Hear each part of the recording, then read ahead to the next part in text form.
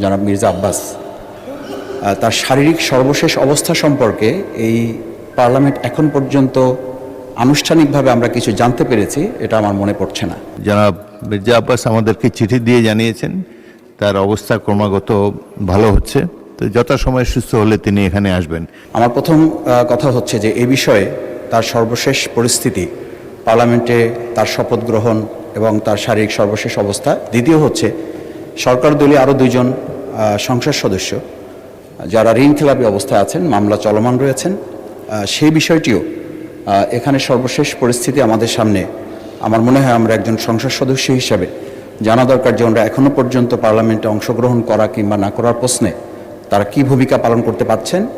সেই ক্ষেত্রে জনাব মির্জা আব্বাস মাননীয় সংসদ সদস্য, তার ব্যাপারে যেসব গুজবের ডালপালা আছে শহীদ শেখ আমাদের শরীফ ওসমান হাদির প্রসঙ্গে, এবং সেই গুজবে ঘিতে আগুনে ঘি ঢেলেছে সর্বশেষ মমতা বন্দ্যোপাধ্যায়ের যে বক্তব্য ছিল যে আমি যদি নাম বলে দিই তাহলে বাংলাদেশে এটা নিয়ে উতাল পাতাল হবে। নন ইনভার্টার এসির দামে ঘরে আনুন বিদ্যুৎ সাশ্রয়ী ইনভার্টার এসি। এখন 1.5 ton my one inverter AC মাত্র 48,900 টাকা পাওয়া যাচ্ছে মিনিস্টার শোরুমে। আমার মধ্যে সেই সব প্রসঙ্গগুলোতে আমরা আর সামনে বাড়তে না দেওয়ার জন্যই স্বরাষ্ট্রমন্ত্রীর পক্ষ থেকেও এ ব্যাপারে ব্রিফ আমাদের কাছে আসা প্রয়োজন ছিল। আমি 3টি বিষয় নিয়ে আসছি। একটা হচ্ছে আমাদের বিজ্ঞ পার্লামেন্টারিয়ান বর্ষিয়ান রাজনীতিবিদ জনাব মির্জা আব্বাস, ওনার বিষয়ে সর্বশেষ জানা প্রয়োজন। ধন্যবাদ। দ্বিতীয় হচ্ছে আমাদের যে দুইজন ঋণখেলাপি সরকার দলীয় তাদের বিষয়টি, এবং সর্বশেষ শরীফ ওসমান হাদি শহীদ তার বিচারের যে প্রসঙ্গটি এসেছিল এ ব্যাপারে যে গুজব আছে সে ব্যাপারে জানা প্রয়োজন।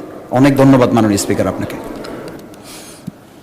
মাননীয় চিফ বলুন, গুজব সম্পর্কে কিছু বলবেন না। গুজব we don't take any notice. মাননীয় স্পিকার, এই অনেকগুলো বিষয়ে পয়েন্ট অফ অর্ডার হয় না, আপনি অ্যালাউ করেন না, অনেক সময় হতে পারে, কিন্তু এটা না হলেই খুব ভালো আমাদের। আর উনি একটা কথা বলেছেন যে আমাদের বর্ষিয়ান রাজনীতিবিদ মির্জা আব্বাস সম্পর্কে জানতে চেয়েছেন, এটা আপনি মাননীয় স্পিকার আপনি বলতে পারেন। আর দ্বিতীয়ত হলো যে দুজন মাননীয় সংসদ সদস্য, এটা সাবজুডিস ম্যাটার, এটা কোর্টে আসে। মাননীয় স্পিকার কোর্ট সিদ্ধান্ত দিলেই কেবল সিদ্ধান্ত হবে, এর আগে তো এ বিষয়ে কোনো কিছু বলার সুযোগ নেই। তা আমি মনে করি মাননীয় স্পিকার বাইরের বিষয়গুলো যেগুলো প্রয়োজনীয় নয় সেগুলো আমাদের পয়েন্ট অফ অর্ডারের নাম বলে আমাদের পার্লামেন্টের সময় যাতে না যায় সেদিকে আপনি দৃষ্টি রাখবেন। ধন্যবাদ মাননীয় স্পিকার।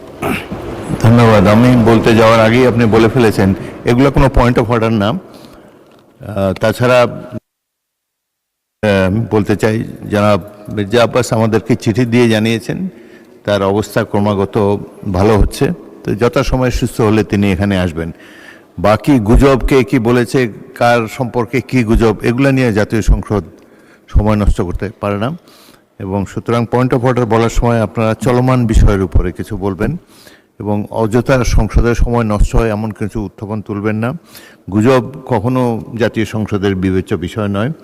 আর তাছাড়া যেসব বিষয় সাবজুডিস আদালতে চলমান আছে সেগুলোর চূড়ান্ত সিদ্ধান্ত জানার পরেই জানানো হবে। কোনো সংসদ সদস্য যদি সদস্য পদ চলে যায় যথাসময়ে সংসদ থেকে সবাইকে জানিয়ে দেওয়া হবে। ধন্যবাদ।